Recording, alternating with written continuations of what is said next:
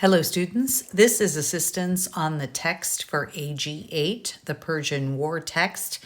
We've already read this in class, but I am going to read it for you now and mark up the text. As you can see, we have numbered the paragraphs. That is something we did together in class. And I'm going to begin right here, how it all started and the first invasion. The Persian Wars were a defining moment in Greek history. The Athenians, who would dominate Greece culturally and politically through the 5th century BCE, regarded the wars against Persia as their greatest and most defining moment. So right here, I'm going to go back and I'm going to say that the Athenians regarded the wars against Persia as their greatest and most defining moment. So that seems like the words greatest and most are signals to me that that's probably pretty important. Paragraph 2. The Persian Wars began when Athens agreed to help the Greek-speaking city-states on the coast of Asia Minor. The Persian Empire is on your map of ancient Greece. Will you be able to locate it on a map? That's a little question for you because we've got our summative coming up. These city-states were in rebellion against the Persian Empire. When Athens came to the aid of the rebelling city-states, that caught Persia's attention. To punish Athens for helping the city-states in his empire, Darius the Great, the Persian emperor, launched an attack against the Greek mainland in 490 BCE. As always, we want to circle any dates as we're marking a text. And right here, I'm going to note how the Persian Wars began. So it's when Athens agreed to help the Greek-speaking city-states in Asia Minor. And we looked at this map several times in class on Monday, so I do hope you remember. When Athens butted in, and this was Ionia, if you remember, this was the area, that's when Darius the Great decided to attack. But this right here is the cause, the precipitating event.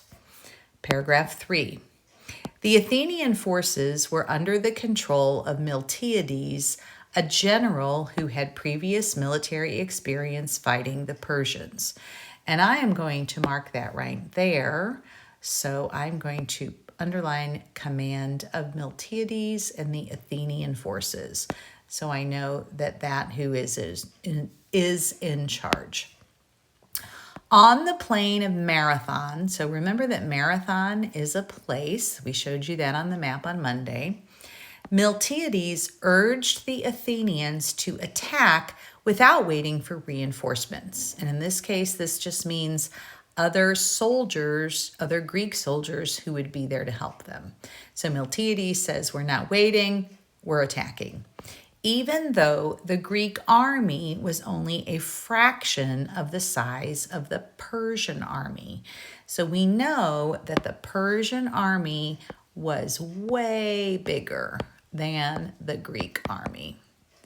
And this was the Athenians and soldiers from the city-state of Plataea.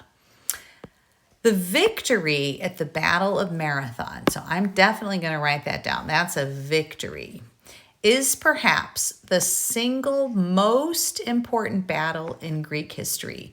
So again, when I see words like most important, I know that that's probably important. Had the Athenians lost the battle, Greece would have eventually come under the control of the Persians, and all subsequent means what came after, culture and accomplishments of the Greeks may have been lost to future generations. I am actually going to highlight that part, and I am going to say that all subsequent culture and accomplishments of the Greeks may have been lost to future generations. So that's really the reason why Battle of Marathon is considered one of the most important battles. Moving on to the second section, which is the second invasion. This is paragraph 4. 10 years passed before the Persians attacked Greece again. When Darius the Great's son Xerxes, and right here I'm just telling you how to pronounce it, so that first X is like a Z, Xerxes, became king, the Persians launched another expedition against Athens. So it's important to note that it is against Athens. So we know that the Persians sort of have it in for Athens for starting the whole conflict. This time, they, the Persians, were determined to use overwhelming force. In 480 BCE, I always want to make note of these dates, Xerxes gathered together an army of several 100,000 soldiers and a navy of 600 ships. Xerxes sent ambassadors throughout Greece. An ambassador is a person who is sort of on a diplomatic mission to go talk to people of one country sent by people of another country, demanding that the Greek city-states submit to Persia without resistance. So the Persian ambassadors wanted them to just say, okay, we give up, we're going to do whatever you say, Persia. Many city-states did surrender immediately, and we talked about why this is in class. I hope you remember. The Athenians and Spartans, however, so these two city-states, Athens and Sparta, however, vowed to resist to the end. History tells us the Athenians put the ambassadors on trial and then executed them, and the Spartans just threw them down a well. No trial needed. So this would have been a very big insult to the Persians. Fortunately for all of Greece, one particular Athenian had an actual plan to resist the Persians. The Athenian politician Themistocles, and again, I'm just giving you a way to pronounce that, Themistocles, had foreseen trouble many years ahead of time and long ago had convinced Athens to begin a navy building project. Because of him, Athens had a navy of over 200 ships by the time of the Great Persian invasion. I'm going to go back and mark up the text a little bit. I am going to mention Xerxes gathered together an army of several 100,000 soldiers and a navy of 600 ships. I'm going to say that Athenians put the ambassadors on trial and executed them. The Spartans threw them down a well. That seems like a thing that I would want to take note of to help me understand the situation. And I'm also going to underline and put a star by Themistocles, and I'm going to say that he convinced Athens to begin a navy building project. So he is Athenian, he's the Athenian politician, and this is a picture of Themistocles. It's a picture of a bust of Themistocles. This is Xerxes.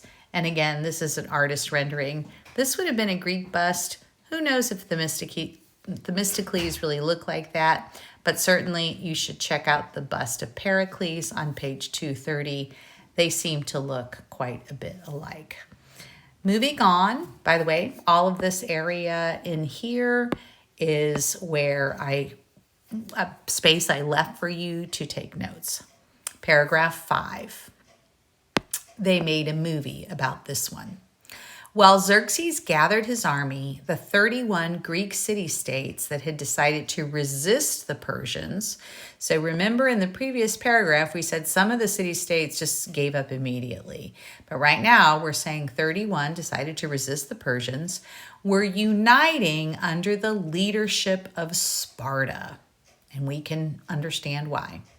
Many of the smaller cities had already conceded defeat, and that means they just surrendered. They refused to send armies. The first great battle of the united Greeks, so these 31 Greek city-states, against Xerxes' army was at Thermopylae, a narrow mountain pass to the north of Thessaly. It was there that King Leonidas, leading 300 Spartans, held out for 3 days against the entire Persian army. After a lopsided battle in which thousands of Persians were slaughtered, the resolute Spartans were eventually surrounded and slaughtered, and Xerxes' army passed unopposed to Athens. So I'm going to make a few marks here and draw a little picture. So I've got 33 Greek city-states uniting under the leadership of Sparta. And that makes sense because I know that Sparta is a very strong military city-state.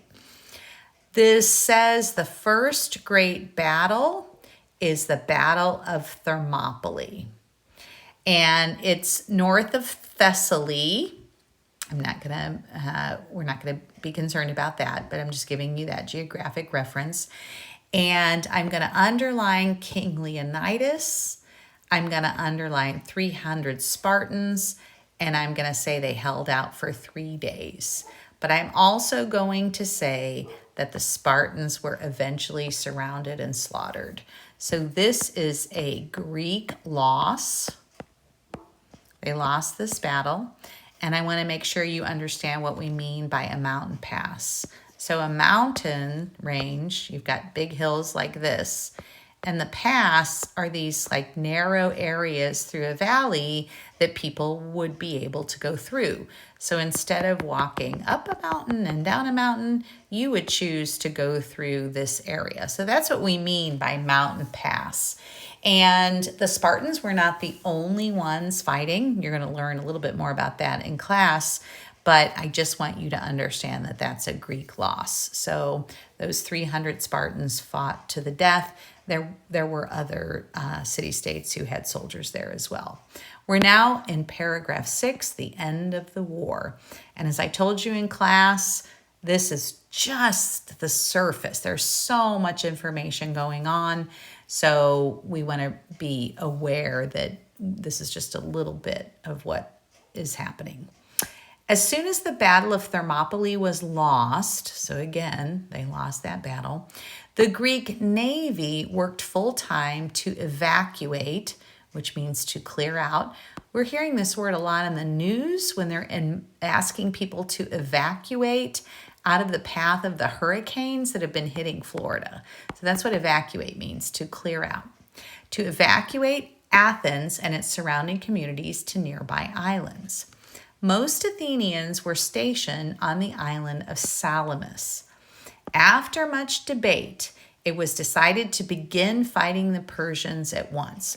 So this is really the second time that the Greeks have decided to really engage the Persians right away. It worked really well for them at the first battle of Marathon, so they probably thought they'd try it again. The famous naval battle, naval just means it involved the Navy, so it's on the sea, Battle of Salamis ensued, during which the Greek fleet won a dramatic and decisive victory over the much larger Persian navy. The Persian fleet was destroyed, and Xerxes returned to Persia, leaving a relative in charge of the conquered region. So I am going to write down a few things here. I'm going to say that Athenians were stationed at Salamis. They decided to begin fighting the Persians at once. And the Battle of Salamis was a dramatic and decisive victory over the Persian navy. And this is a picture of the battle, a little graphic, and it's showing you the lighter colors here and here and here are the Persian boats, and these are the Greek boats. And if you're really interested in military history, you can absolutely look these up. The relative that Xerxes left in charge was actually his brother-in-law with the fantastic name of Mardonius. I think it's Mardonius or Mardonus. I can't really remember. Paragraph 7. After the naval victory at Salamis, so this is a win for the Greeks, most of the citizens of Athens withdrew to the Peloponnesian Peninsula, also known as the Peloponnesus, which the Spartans had fortified in anticipation of a Persian attack.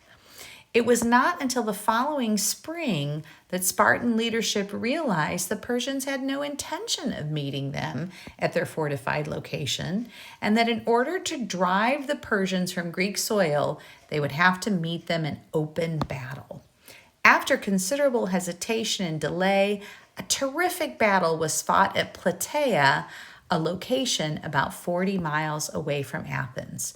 Here, the Persians were defeated by the Greeks to end the Persian Wars. So we have a lot of information here. So what we're telling us is that the Spartans realized the Persians had no intentions of meeting them at the place that they had fortified. We talked about that, meaning that the Spartans made that area strong. And they knew that they would have to meet them. So it says a terrific battle. So terrific in this case just means really big and involved. And here the Persians were defeated by the Greeks to end the Persian Wars. So I would say that that Battle of Plataea is probably pretty important as being a significant battle. Paragraph 8, 9, and 10. This is the summary. So this is going to sort of sum everything up. And this is where we're really looking for those signal words that is going to help us understand the events, the sequence of events that happen, and anything that's really important. The Persian Wars were remarkable not only for ferocious battles, which showcased the superiority of Greek military methods, but also because the fractious Greeks, so fractious means that they fought a lot amongst themselves. The fractious Greeks were able to drop their strong divisions and unite behind a single cause. So it's telling you that not only is it incredible that the Greeks won against the much larger military force of the Persians, really a great army, but it also was important because it made them kind of come together. So they sort of forgot fighting amongst themselves to fight the common enemy that was Persia. One significant outcome of the Persian Wars. So I'm going to underline that right now because that is a signal phrase right there. One significant outcome of the Persian Wars was the introduction of a new military formation known as the Greek phalanx. That is important right there. The phalanx is a rectangular military formation composed entirely of heavy infantry, armed with heavy spears and pikes. So these are army guys, foot soldiers. That's what we mean by infantry. And they've got heavy spears and pikes, which are similar to spears. This tactic allowed the unit to move together while still being heavily protected. Next paragraph, paragraph 9. A second major result. So look at this. We've got 1. Now we've got 2. It's telling us, hey, this is important.